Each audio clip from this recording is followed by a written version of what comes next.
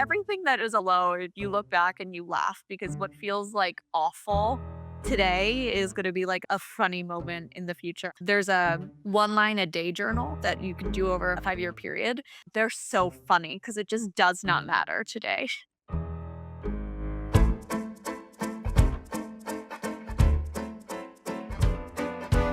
Welcome to the Room Podcast.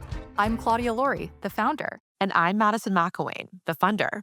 We are on a mission to open the door to the room where it happens, sharing the stories of some of the world's most iconic builders. Authentic storytelling is core to our community.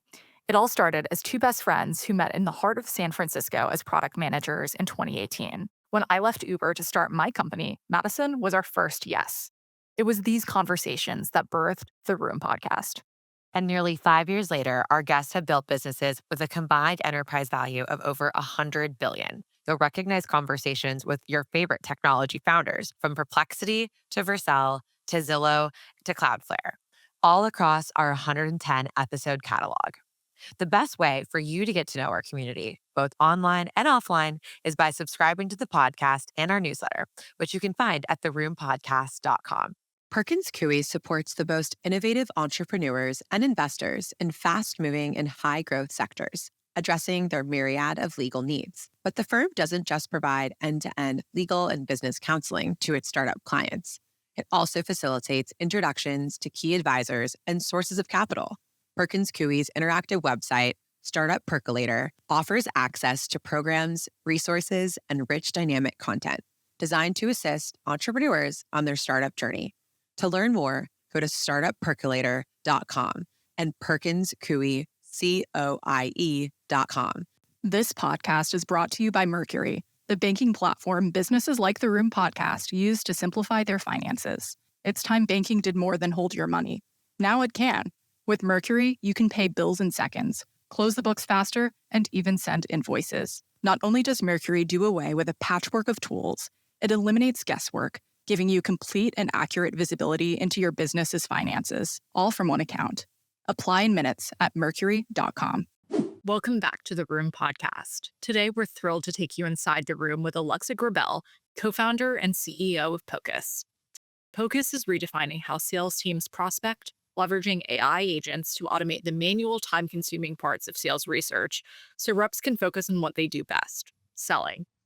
Since launching out of Stanford's GSB, Alexa and her co-founder have scaled Poucs to support leading go-to-market teams at companies like Canva, Asana, and Monday.com, with backing from investors like Coatue First Round and Box Group. Alexa's journey into tech wasn't linear. She started her career in consulting before heading to business school, initially thinking she'd become a VC. But a class project turned into a company, and she hasn't looked back since. In this conversation, we dive into the early days of Poucs, the decision to build AI agents for sales teams, not replace them, and the lessons learned from scaling a B2B product in a noisy, fast-moving market. Key topics in this episode include building PLG tools as a non-PLG founder, early go-to-market hiring missteps, fundraising hot takes, and the future of AI-powered selling.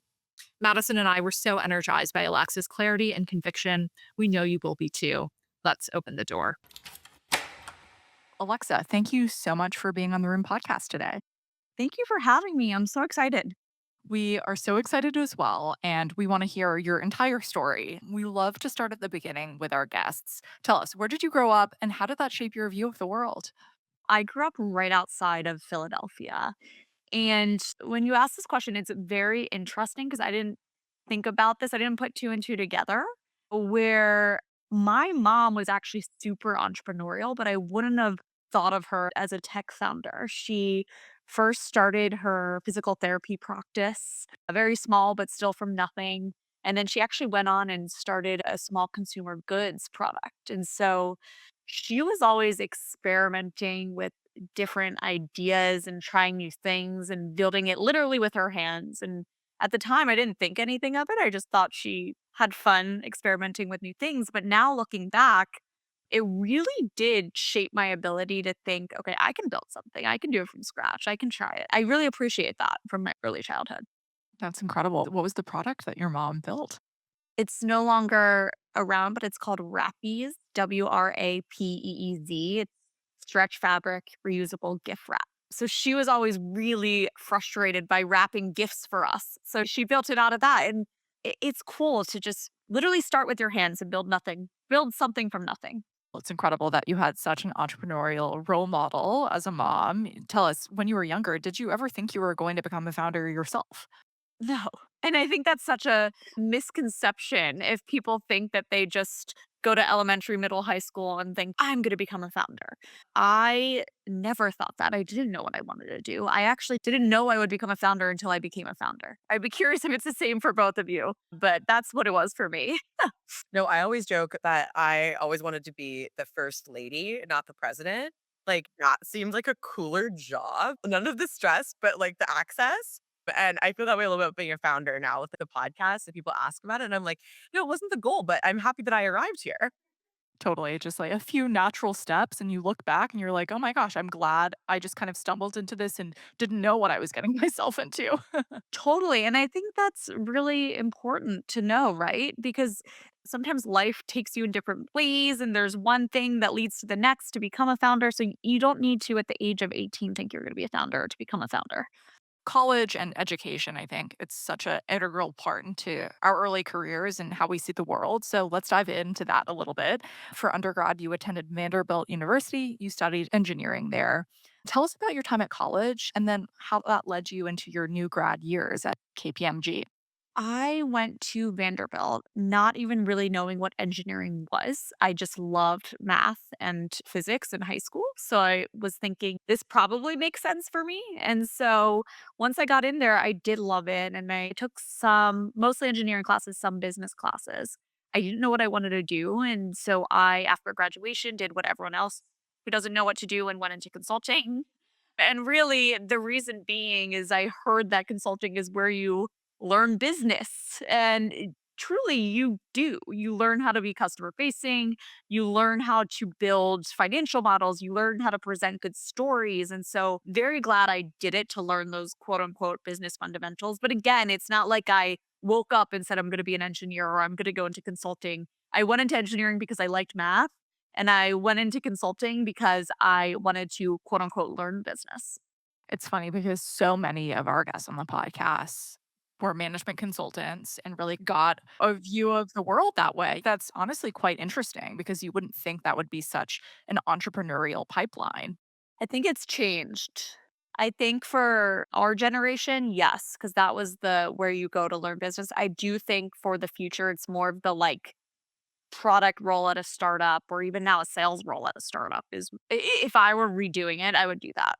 And then another thing that we see a lot is people going to business school and then starting companies after business school. In 2019, after years in the workforce, you attended Stanford's GSB. Tell us, why business school?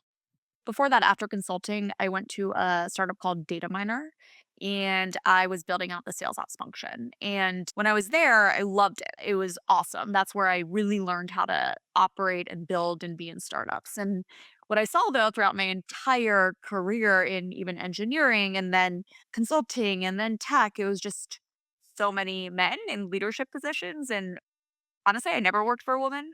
So I went to business school again with this vague concept of I want to become a female executive and I want to maybe become a VC because VCs can invest in female founders and I can change the future for women.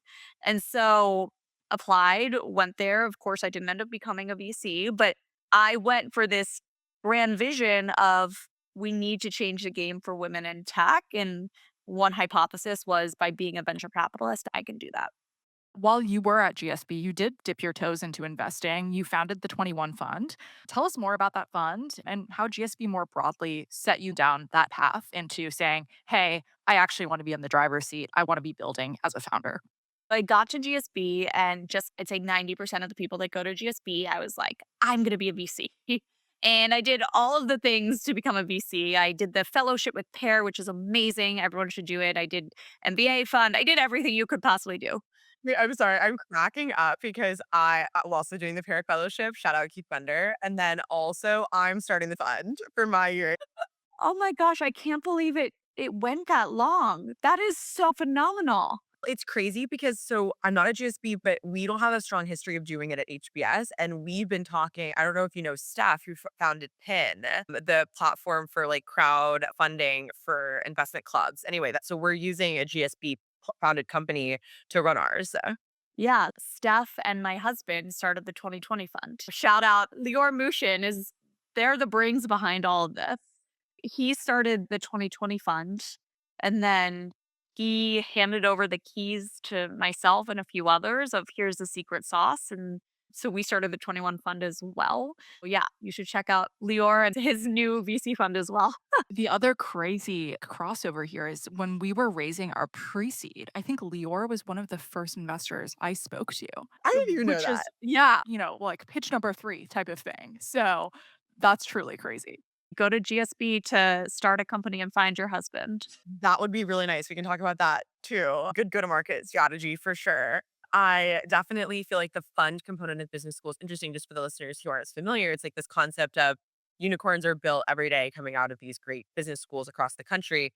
Let's always invest in our peers and friends who are starting companies. And our hope and our belief by the numbers is that it will have an outsized return for the fund. So the LPs are actually our classmates. And I think this is like a really cool access point. And Alexa, I'm curious to hear how this shaped your story and your ultimate path, but of like in a very lightweight way, investing in the venture ecosystem, which is very illiquid and quite frankly, usually very expensive to get access to these funds. So it makes it a bit more palatable and accessible, which I think is really encouraging because I think that's one of the hardest things about venture is, how hard it is to break in.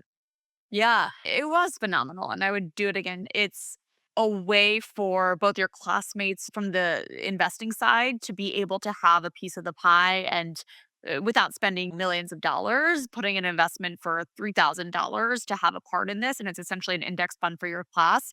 But then it's also very valuable for the founder side. So we probably invested in 40 founders, of which I guess I invested in myself as well. So we're in a group chat with each other. We support each other. We ask each other questions. And then also when you tap into your classmates that are now LPs in your investment, they're not just incentivized to help from a we love you perspective and we're peers, but literally from a financial perspective, they're incentivized to support.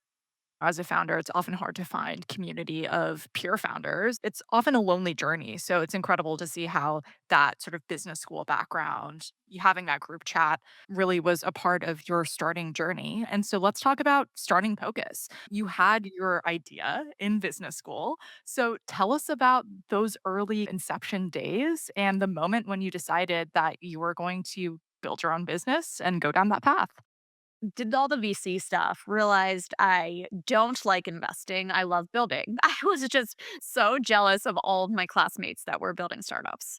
And I realized coming from a startup background where I was actually building things in sales ops that I had ideas. There were a lot of things in sales ops that are fundamentally broken and need to be improved. And so went into a class called Lean Launchpad. I don't know if they have that at HBS, but they take maybe 10 teams of students across GSB as well as the engineering school with some theses of hypotheses of what could be a big business. So I met my co-founder Isaac, he was in the engineering side, and joined Launchpad with this hypothesis that sellers can be more productive and there's ways to make them even better if there were data from all these siloed places combined together. And that came from my sales ops background. And so we spent probably 8 weeks ideating on these ideas and running series of experiments before landing on the idea of what led us to Pocus today towards the end of the class. I'd love to talk more about Isaac. It's so great that you found a co-founder through the business school experience. And I'm honestly having these conversations with a lot of my peers right now. Like, we've done this in this kind of sandbox space and we love each other. We think we're both great humans, but does this mean we should start on what is likely a 10-year journey? How did you guys broach those conversations as you were coming out of the Lean Launchpad moment? Yeah, we actually did Lean Launchpad with 4 people total and then just left the 2 of us. We started just the 2 of us, brought 2 others in and ended just us. We were both co-founder dating, I like to call it. We always joke he talked to every single one of my 5 roommates who were also looking for a co-founder, and I talked to all of his friends. So we literally both talked to 40 people in the other person's class. And what we were both looking for is an idea that we found very exciting and something that could be 10x better than what exists today. And then similar values and ways that we wanted to build a company. And so a lot of the values we have today of we use different words, but being humble achievers, being really smart, getting a lot of shit done, but no ego, or being a delusional optimist. Like we wanted to be a place where people can have fun and think positively. And also, we don't want to work a 9 to 5. We want to grind it out when we have to and work really hard. And so we talked a lot about those visions and values. And over time, you have to start working with someone and get in the weeds and see the challenges that there's going to be problems every day to actually figure out. You can have the best friend in the world and they could be an awful person to work with. You really have to get in there and figure it out. Forcing those hard conversations early and also getting those reps in and actually getting to the point of being like, okay, I know all of your worst, but also best traits. And we're going to know how to push through those moments and have the difficult conversations to get to where you guys were, which was post graduation, we're going to market with this startup. So I guess taking a step back, Pocus is certainly redefining the sales prospecting industry. And you're providing a suite of tools for go to market and sales teams. We've mentioned the term sales ops a few times already. Could we just take a step back and explain what is Pocus product and how did you get there from an aha moment? Since day one, the reason Pocus exists is to supercharge sales reps. We want to make a world where you can have the best sales reps in the world being super productive, generated pipeline, closing deals. Now, which didn't exist when we started, that can all be powered with AI. So we can talk about that journey. But what Pocus does is it's a collection of all of these different AI agents that are scraping both your internal data and external data to do all that manual, tedious work of researching and prospecting. So sales teams just have to get alerted on specific things with their accounts. They get alerted with complete summaries of how they should actually do their job and recommendations for how they should reach out to prospects and close deals. So that's what we are today. There was definitely a journey from the vision has stayed the same, but what our product has looked like and the positioning from the days of Lean Launchpad to now. My understanding of the sales tech stack is it's incredibly sticky, right? Because once a team from a sales org puts you in and it's working, you're closing more deals, it's really exciting. And you want that product and tool to continue to win. And you guys have managed to do that with companies. We've actually interviewed the Clockwise team, Asana, Monday, Canva. These are household brand names that are leveraging your product to continue building out their own business. How did you get those first customers to say yes to you? I LinkedIn DM'd a lot of people, telling them, "Hey, I'm a student at Stanford. Here's my idea. Can I get feedback?" And Clockwise was actually one of our first design partners that we built with. So I pinged one of their AEs. I was like, "I want some feedback." She gave us feedback. We started meeting with her every week, moving from Figma to actual product. And then it moved to, okay, this looks like something we'd want. So I connected with Matt, the CEO, and got them onto the product. And Matt actually became an early angel investor of Pocus just because we were working so closely together. It's a little bit of brute force. And Claudia, I'm sure you have a similar experience of just reaching out, begging people to give you feedback until they're willing to try things out. One thing that I realized the hard way when we started building our initial version of our product, which we've since had kind of pivoted away from, was when you're working with a design partner, you have to be really strategic about how to get honest feedback because a lot of people are really great at saying, yeah, this is cool, but that doesn't mean they're actually going to pay or use the product. So it sounds like you and Matt and the Clockwise team clearly had a really productive design partnership. What advice would you have for founders that are in that design partnership phase? How do you get the most out of working with a design partner? Someone was just telling me this, how it's really confusing because design partners always tell you things are great and then they don't want to pay. And the reality is, you're not going to convert every design partner because design partners usually have been through hell with you, through buggy products, through just early iterations. But you always have to be asking the tough questions. And I found it helpful to say, look, I'm asking as a founder, not as a seller of this product. I genuinely want to know, what do you hate about this? What do you wish you had? What doesn't exist here? What is still not working? And then the biggest test is, will you pay for this? And if it's someone that's an IC, are they willing to go to their boss and fight for this? Or if it's someone that's an executive, do they see that this is transformational to their business? So design partners can have different goals, right? You can be working with one to build the product that they actually want, or you can be working towards, is this something that companies will pay for? And so that clockwise, we were probably building with them for a while before they paid, and I think they paid us nothing compared to what our contracts are now, and so they're still on that legacy pricing, but that's just what design partners are. If I'm an AE, why do I love Focus? AEs, a couple things. One, they're able to surface opportunities they wouldn't have identified before. And so last quarter alone, we've generated 500 million in pipeline for our customers. And so we're actually able to surface this information to them so that they know that it's the right time to reach out to a prospect. Another thing is call prep. So when you have a meeting coming up, we're able to give them all the insights based on AI summarized research from your internal data like CRM, data warehouse, call recording, email, as well as external data like 10Ks, blog posts, podcasts to save them 10 plus hours a week just digging through that data.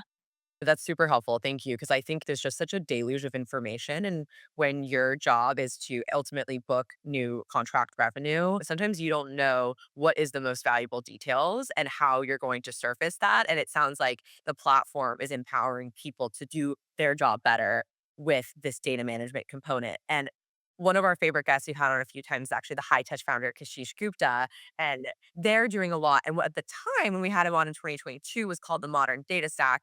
I think it's shifted a bit on how we're talking about it externally. But how have you guys been part of that movement of these tools that are helping power data going from point A to point B?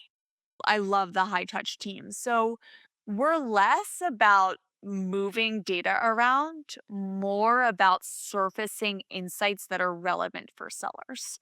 And so I'll also say we're less about replacing the sales rep's job. We're more about supercharging them. So what I mean by that is there's a series of data that's sprawled everywhere. There usually a sales rep has a million different tools open when you have to just simply figure out who should I reach out to and how do I win this deal. And so for us, by taking all that data and surfacing it in a way that's super relevant, super short and sweet, to the point, giving them everything they need in one cohesive area, that's where we help.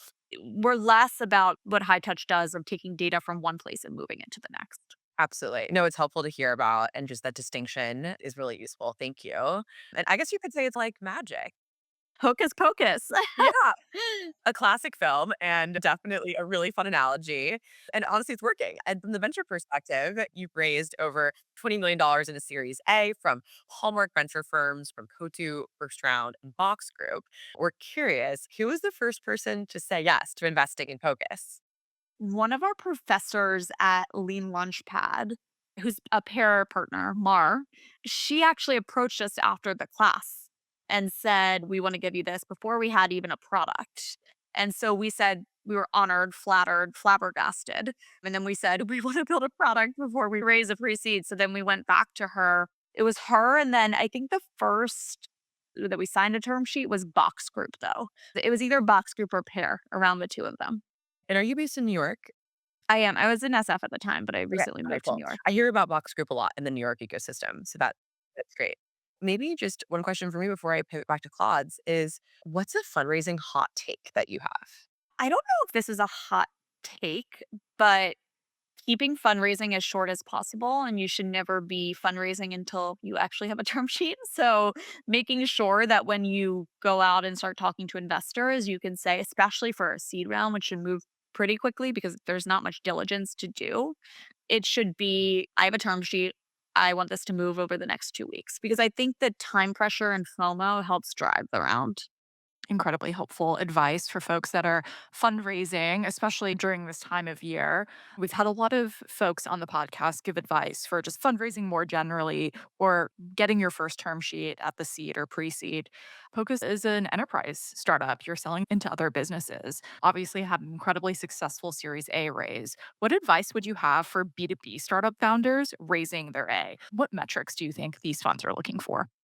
There's similar things within every raise. It's going to be you need a great team, you need a great product, and you need customer love and traction. The actual metrics just change. Like as you raise, I haven't raised a B yet, but I imagine from those, just the data element becomes more in the weeds. For us, for an A, traction is the most important thing, and that comes from customers. So I think more than anything, it's actually customer love at the A of just people that are obsessed. I will quit my job if I don't have this. If you give a customer a call, they will say, this is the best thing to ever happen to me in my job. And then, of course, we raised at a different time where funding was much easier, but now you need to see that month over month growth and more important to see the consistent growth versus the kind of ARR metric in total. Thank you for sharing that. Looking back at kind of my journey as a founder, one of the toughest things for me coming from a product background and not having had any experience in sales was how do we build our sales team? How do we set up our sales stack? What are our SDRs doing? Now it's like this fully automated pipeline into Salesforce, so on and so forth. But the sales landscape has really changed a lot, even since a couple of years ago when I stood up my sales team.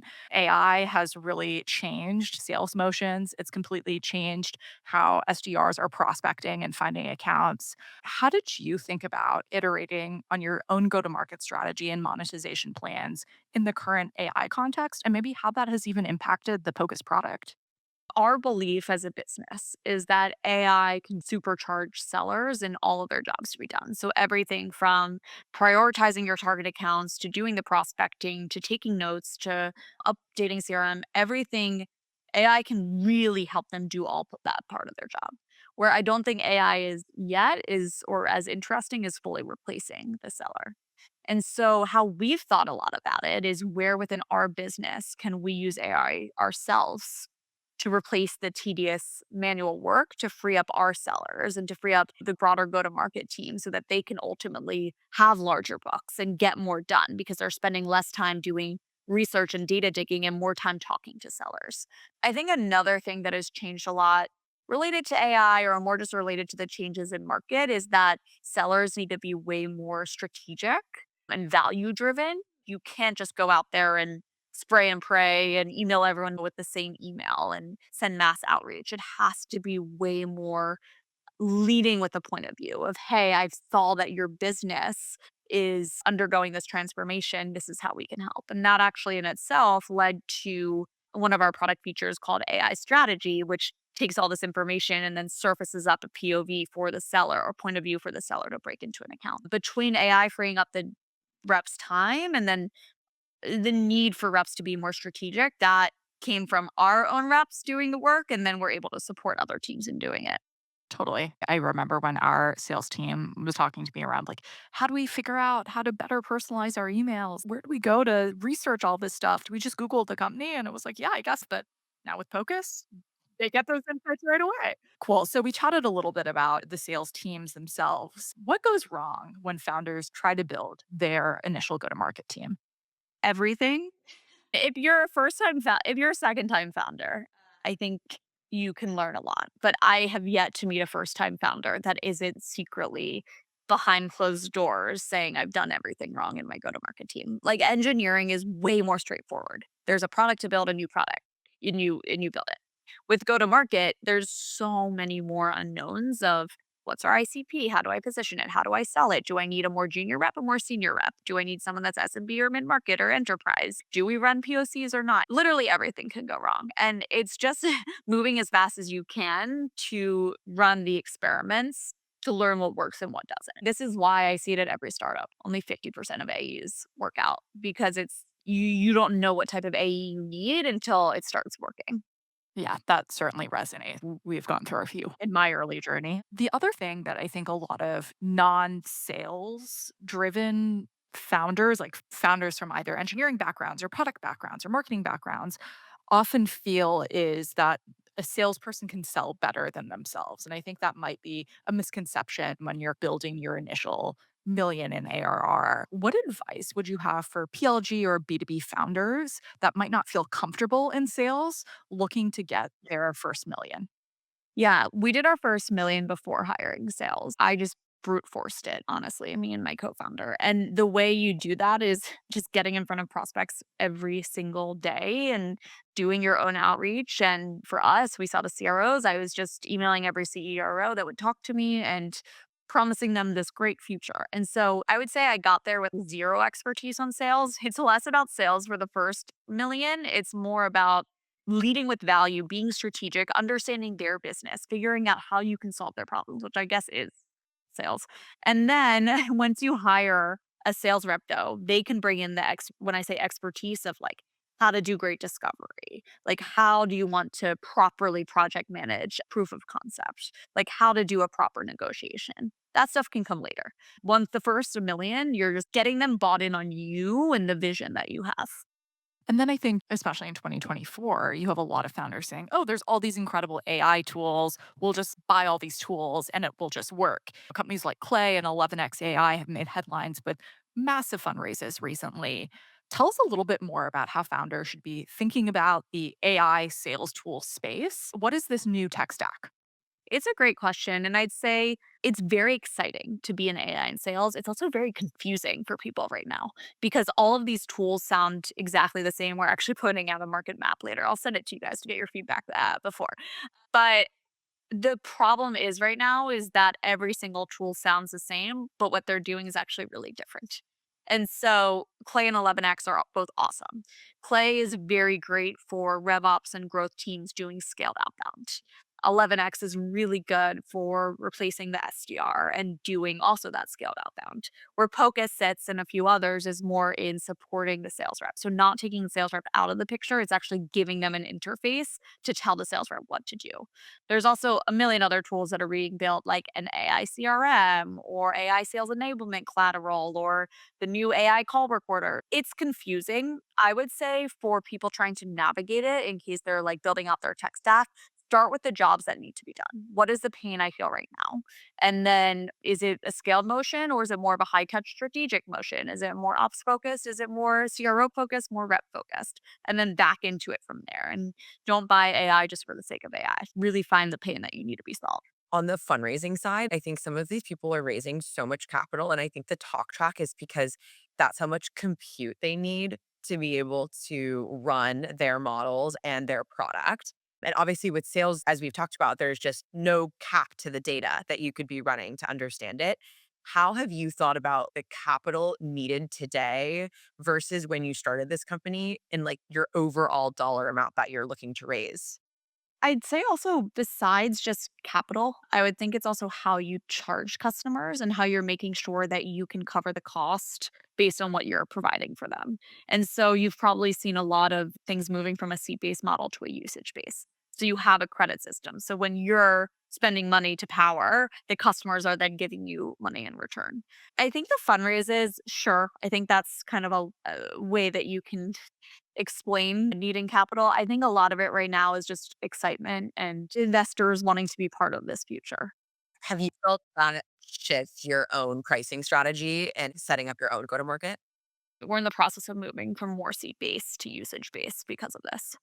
Super cool. Excited. Thank you for the breakdown, first of all, because I know a lot of earlier founders ask me, what tools do I need to use? And it is really difficult to understand. We should be linking that market map alongside this episode as well. We know that a founder's journey is full of high highs and low lows. Could you share about a moment in Pocus's life cycle where things just didn't go as planned? Every day. I really think that being a founder is not glamorous. There's more things that go wrong than go well, but the high highs all make up for it. The funny story that I always come back to, we started as a product led sales company. We created the category, we created the community. Really, our initial prospecting was based on product usage data for companies with a PLG or self serve model. Since then, we've evolved to helping with all signals, not just product usage. But when we were very leaning into product led sales and product led growth and self serve, we ourselves were not PLG or self serve. And we got so much hate for it. There were all of these LinkedIn posts about how we're like frauds because we sell to PLG and claim to do product led sales, but we don't do it ourselves. I've had people in sales cycles tell me we can't buy from you because we don't agree with your philosophy. And so it was a moment of me being like, what am I doing? Second guessing myself. Like, why didn't I make the product self serve? And the reason we did it was because we knew that it couldn't be self-serve when you're connecting to a data warehouse. When you are selling to a seller and need to get that access, now it does not matter. This was like 3 years ago when this was happening. We beat all the players in the space, even the ones that were self-serve. But I remember in that time, like losing deals come from like getting hate on LinkedIn, getting hate on Twitter. I was like, I must be an idiot. What am I missing? Everything that is a low, it just you look back and you laugh because what feels like awful today is going to be like a funny moment in the future. I actually keep a Claudia, I don't know if you do this with the founder life, but there's a one line a day journal that you can do over a 5-year period. You can get it on Amazon for $5. And I write the line of the day every single day since I started Pocus. And so I can go back and see how I was feeling, what I was doing, what my worries about were early on. And they're so funny because it just does not matter today. I wish we had this conversation 3 years ago. You can start now. Truly, I will. It does take such mental tenacity to not let the haters get you down, whether it be because of a LinkedIn post or some offhand feedback that you get from a VC that's not very thoughtful and like cuts to your core or whatever it might be. So, obviously, you've done an incredible job at being tenacious through this experience and building an incredible company. So, congratulations on that, Alexa. And we don't actually often talk about this because it's just something that we all experience, so why should we talk about it? But we did, before we hopped on, talk a little bit about the venture world and how one of your theses about business school was, like, becoming a VC because that could maybe help change the underfunding that goes to women, and that's just an empirical fact, and I think it's awesome that you decided to have a founder. I love that Claudia is also a founder, and both of you have engineering backgrounds, both of you were CS majors. Could maybe just, like, today, how does it feel being a female founder? I, again, almost hesitate to ask 'cause it's like, why do you qualify? But just, like, how has that evolved since the beginning of both of your journeys? I love that question, and I love it coming from both of you. I'm sure you both have also had the inverse where you're like, "Will you speak on this panel? We're looking for a woman." That feels awful because then I'm like, "Oh, not because of all of my other accomplishments." But I appreciate that, and I'm truly, I said this in the beginning, very impressed by what both of you have been building and will continue to build. I don't always think about it, but when someone in an interview process is like, "I admire you for doing this," or someone on my team is like, "I took this risk because I saw you were able to do it," or there's a way to attract talent that are women more junior in their career because I'm the founder and CEO. And those moments feel special. Also, when you get to meet other female founders and operators and there's a special bond like you two, that feels awesome. I don't think about it on a day to day basis, I would say, besides that. Yeah, I think for me, similarly, you're laser focused on executing and building the business. You and your co-founder are just in it. I think there have been some moments, especially in our earlier journey, where a VC would be like, "Oh, we love female founders. Claudia, you should be like pitching more because you'll be able to check that box." And like kind of comments like that, which take you out of it. And you're like, "Oh, that's odd." The worst one was we had this competitor tell a customer that we were in an RFP process with that I was non-technical and did not have a sufficient product for the customer. As a female founder, that company and that founder is like a little unhinged and has gone through a lot of LinkedIn hate. So I don't think it was personal. But I think there are those moments where you're like, that's odd.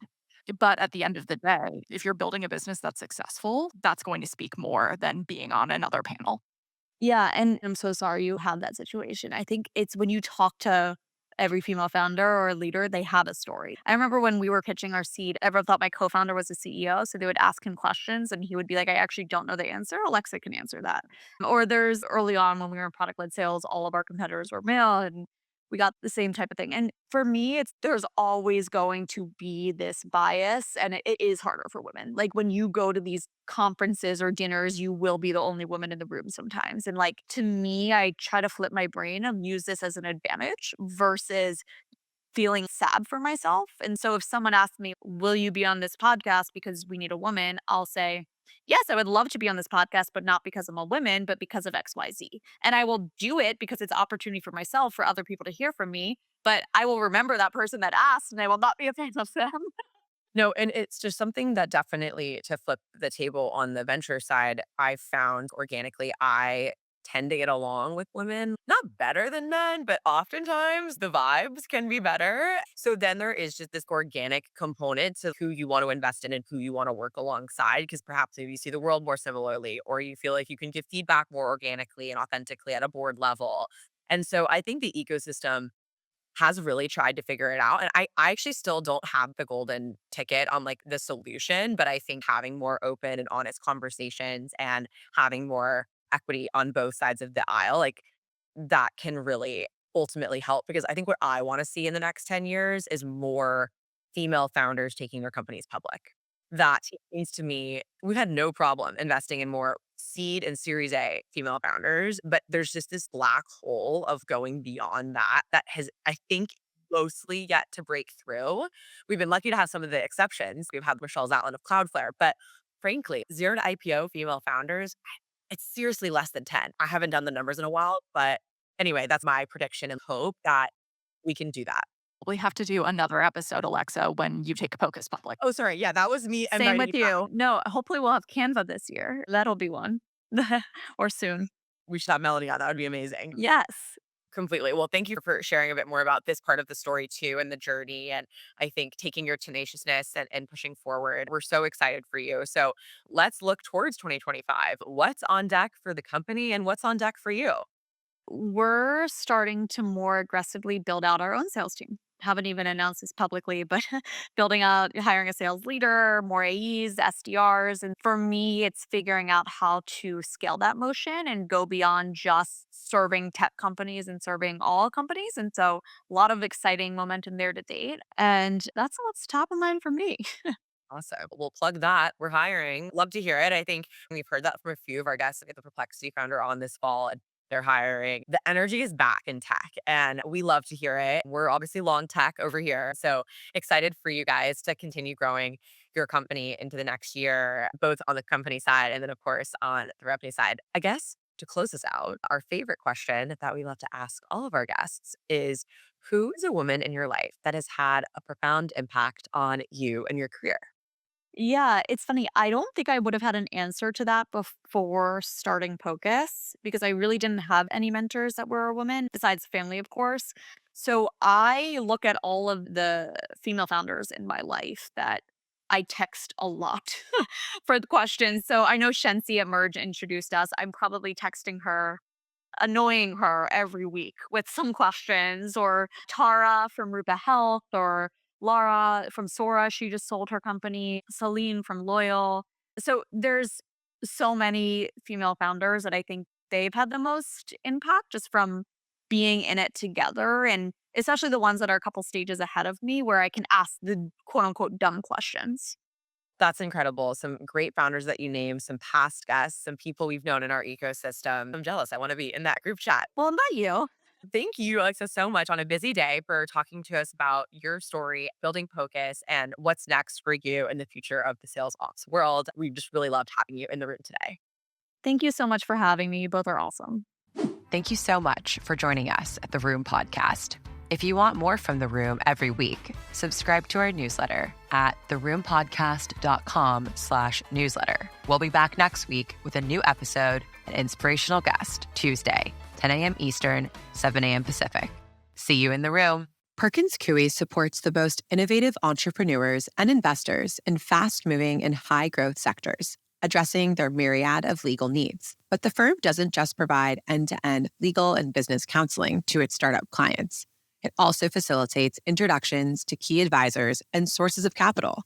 Perkins Coie's interactive website, Startup Percolator, offers access to programs, resources, and rich dynamic content designed to assist entrepreneurs on their startup journey.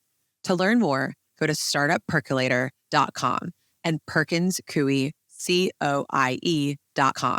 This podcast is brought to you by Mercury, the banking platform businesses like the Room podcast use to simplify their finances. It's time banking did more than hold your money. Now it can. With Mercury, you can pay bills in seconds, close the books faster, and even send invoices. Not only does Mercury do away with a patchwork of tools, it eliminates guesswork, giving you complete and accurate visibility into your business's finances, all from one account. Apply in minutes at mercury.com.